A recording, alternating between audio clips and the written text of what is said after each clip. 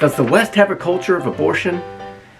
That's the question we're going to investigate a little bit here in this video. But before we begin, don't forget, if you like this video, go ahead and hit like, subscribe, and share, and the bell notification so that you will be alerted the next time I post any videos.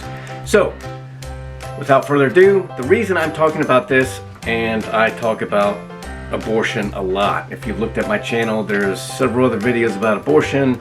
One was talking about St. Paul, Minnesota, where they actually have an abortion providers day, where they actually celebrate abortion. Now, the question is, does the West, particularly the United States, support a culture of abortion? And even though the abortion rate in the US is at its lowest levels since Roe v. Wade was passed, according to recent polls and research or whatever, there's still this kind of sentiment that abortion oozes, I'll say, through our society. And why is that? Well, because we're no longer talking about first trimester abortions. We're talking about second trimester abortions. We're talking about third trimester abortions. And in the case of Governor Ralph Northam, as he tries to appease his super left constituents, there's even a discussion that there might be infanticide if the woman decides after she gives birth that she no longer wants the baby. Now, I'm talking about this today because in Mexico, the Supreme Court of Mexico recently shot down a ruling by a lower court. Now, this lower court ruling ordered the state legislator in Veracruz, and I may be getting that a little mixed up because I don't know their whole political governmental system. But basically, this lower court had said, hey, you state legislators, the city of Veracruz, you need to allow abortions within the first trimester, up to 12 weeks. Now, the Supreme Court of Mexico, by ruling of 4-1, said that lower court overstepped their bounds. We're shooting down this measure. We're overturning it. Abortions will not be legal. Now, for many people, especially pro-abortionists up here, they were appalled because they feel the upper courts should dictate what state legislators should be allowed to do. And obviously they were appalled because they shot down abortion within the first 12 weeks. Not a third trimester abortion, excuse me, not a second trimester abortion, the first 12 weeks. This is outrageous. And it's interesting because the article I was reading about it said they must think anybody who doesn't believe in abortion is brainwashed.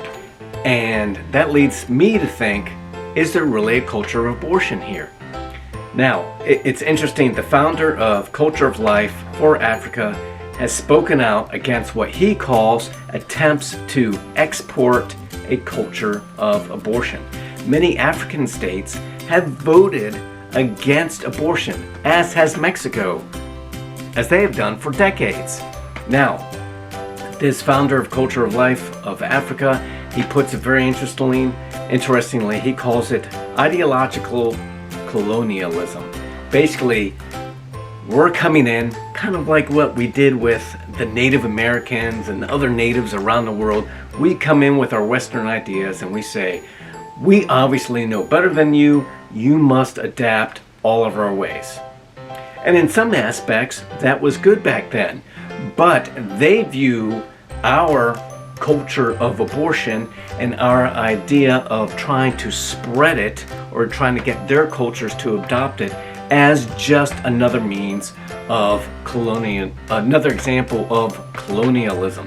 And they view, especially in Africa, they view abortion on attack on human life at the earliest stages. That's how, at least hopefully, close to half of the people in the US view it. It's an attack on life. So, without really getting into the weeds, why does the other half view it not as not an attack on life? Now, when Roe v. Wade was first passed, Ruth Bader Ruth Bader Ginsburg, was quoted as saying, "Frankly, I had thought at the time Roe was decided, there was concern about population growth." Apparently at the time, when this was going on, there was this big fastouche over the fact that the world was becoming overpopulated.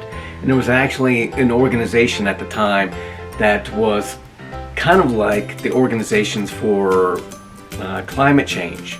Okay?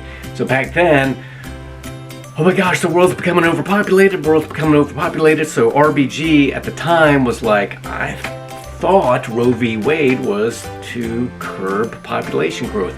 But really, what it was designed to do was to allow equality between men and women. So, man and woman comes together, they have a child, they're not married, the man gets to walk off and pursue his career, maybe give some support, maybe he doesn't, but the woman now cannot pursue a career or some professional endeavor because she is anchored by this child. So in an effort to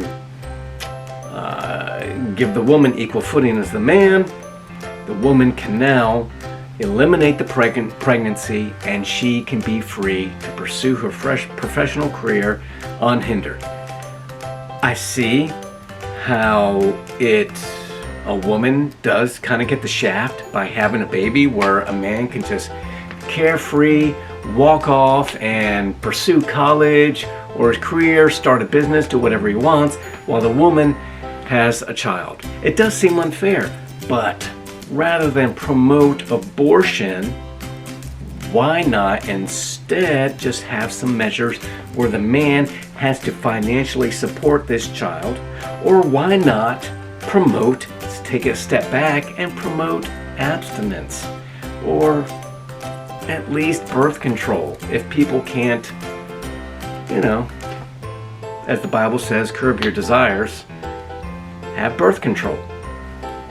Fine, no problem, but there's no way that's going to happen, because that would be infringing on someone's rights to enjoy their life. So we just have this get out of jail free card. You got pregnant? We don't want you to be hindered by a child. Not at first trimester, not at second trimester. If you decide in the third trimester, no problem. Go on, pursue your career. And I'm all for women pursuing their careers. I'm all for men pursuing their careers. Just not at the expense of killing a child. Other countries agree with that. But pro-abortion advocates in our country cannot comprehend that thought. Now, is that really true? Is it really true that they really want to export a culture of abortion?